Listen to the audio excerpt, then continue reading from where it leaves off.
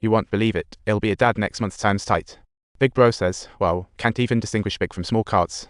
I've opened a case, so you better do what I say, hustle up that investigation plan and get ready for the next move. Back with Dome, she was sound asleep until a loud knock jolted her awake. At the door, surprise, it's the editor's sister. When the sister turns, her face blooded, Dome wakes abruptly, no breath to catch. Suddenly, there's a noise outside. The cop and the handsome guy found her. They deliver the shocking news about the sister's fate. Holy cow, Dome is stunned. What's going on? The elder brother asks, holding up the comic. Did you show it to anyone else besides her?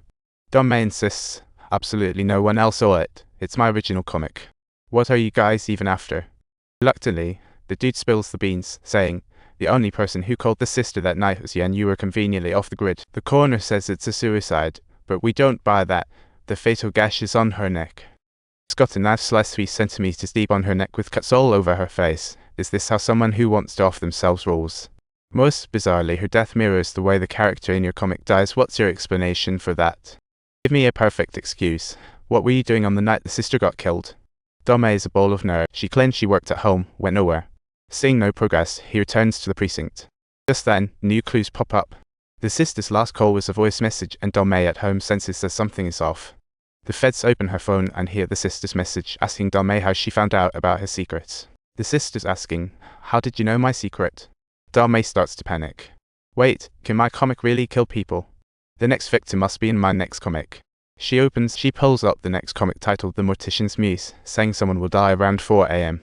A repairman will die, and the mortician will take the body to the morgue. Sure enough, the mortician is driving home. He gets a call about it and thinks, well, isn't this just my luck? He turns around and heads to work. Meanwhile, the dude is dining with the handsome guy. The guy shows the sister's notebook. The dude ponders, this mirrors the comic dude closely. It's an exact match. Could Dome possibly see the past and future? But that's just not realistic. All monitoring and fingerprints belong to the sister. Just then, the dude stops to look up at a billboard. The billboard reports the repairman's death and suddenly reminds them of Dome's comic. They flip it open.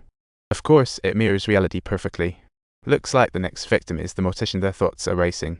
The Alliance alerts the police to search the nearby morgue, while Dome rushes to save the mortician. She prints out all the scenes and pieces them together to identify a hospital. Both sides are racing against time to rescue the mortician. He brings the child body to the morgue. He's drinking while working and sets down his apprentice's iPad. Suddenly, the lights go dim.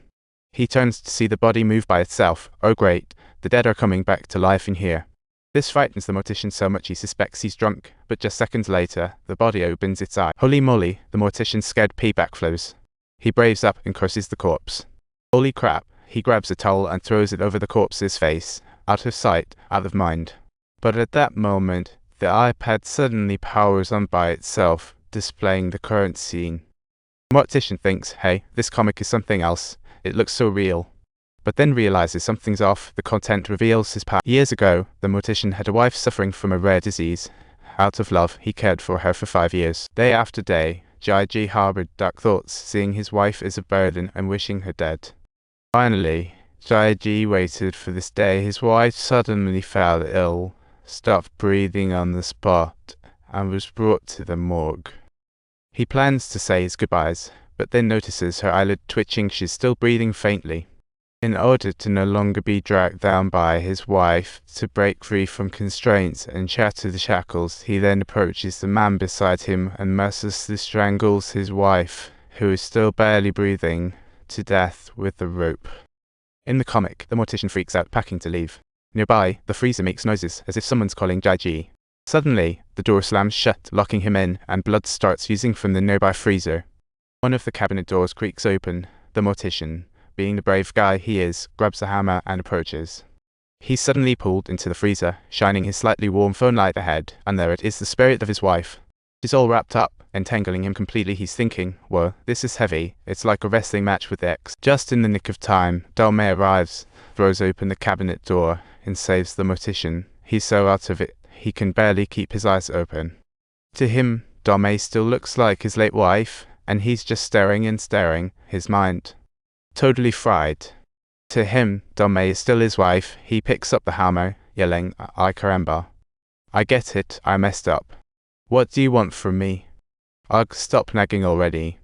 The mortician is so terrified that he stumbles backwards repeatedly. But has he truly managed to break free from the arrangement of fate? After a loud crunch, he suddenly collapses to the ground. Behind him, his wife spirit appears. Dom sees it all shocking.